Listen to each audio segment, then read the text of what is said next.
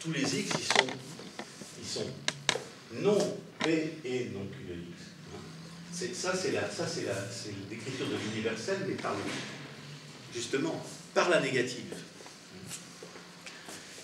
Alors, si vous écrivez les quatre énoncés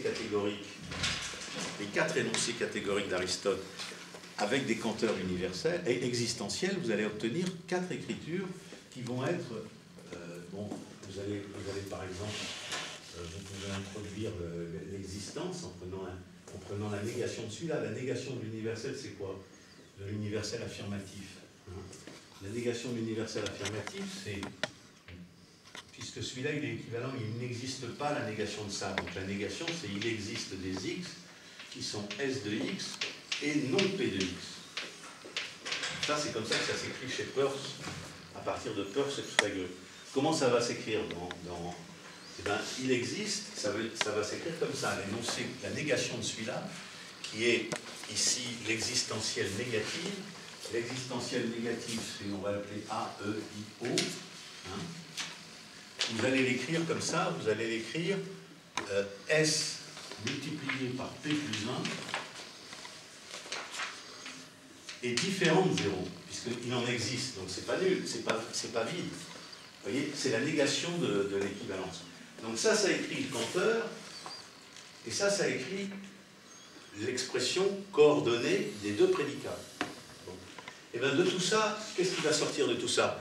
C'est qu'on va considérer que l'algèbre de Boole, avec l'algèbre avec de Boole qui est construite avec un plus et un multiplié, et bien ça écrit très bien toute la théorie de la coordination.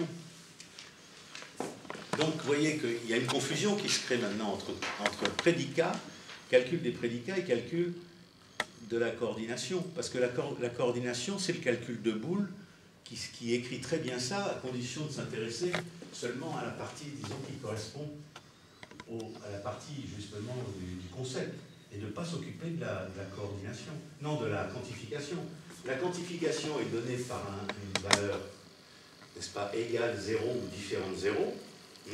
Quand c'est égal 0, il n'en existe pas. Quand c'est différent de 0, il en existe. Et avec la négation, vous pouvez tout écrire.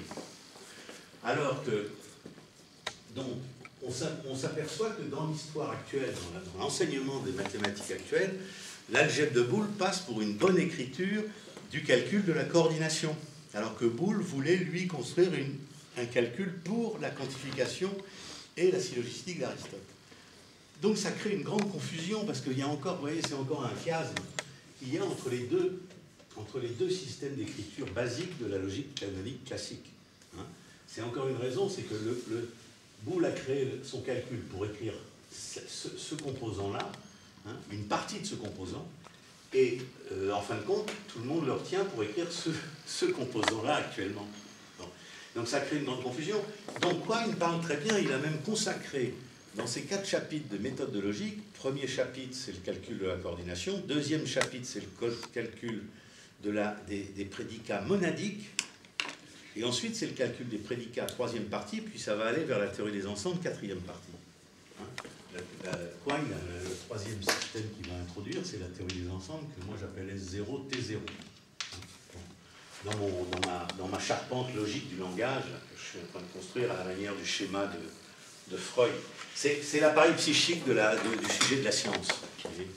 Donc, c'est pas du tout écrire l'appareil psychique du sujet de la science. Vous êtes parti à partir de l'année 52. Ça, c'est de l'année 52. Oui, vous êtes parti. C'est bon, c'est l'acte premier. Écoutez, c'est celui de Freud, c'est ce que j'ai expliqué dans mon début de la lecture des écrits de Lacan. Dès le début des écrits de Lacan avec la lettre volée, j'ai commencé à me rendre compte qu'il fallait plier ce schéma pour obtenir le schéma R et L. Je fais ça dans Étoffe. Hein, bon. Donc c'est une lecture de Freud, disons, élaborée après par Lacan. Mais moi, vous savez, je n'ai pas fait ça exprès. Il se trouve que j'ai mis ça en ligne comme ça parce qu'il fallait enseigner un système qui s'appelle calcul de la coordination, un autre calcul de la quantification, et puis on va s'arrêter. Ouais. Et puis là, vous avez la théorie des ensembles, vous voyez. Bon. Ici, ensuite, vous avez les mathématiques. Les maths, c'est ici. Et puis là, ici, vous avez la logique modifiée que j'appelle S3, T3. Bon. Ça, c'est la modification. Et c'est ce dont j'ai parlé les 3 semaines précédentes.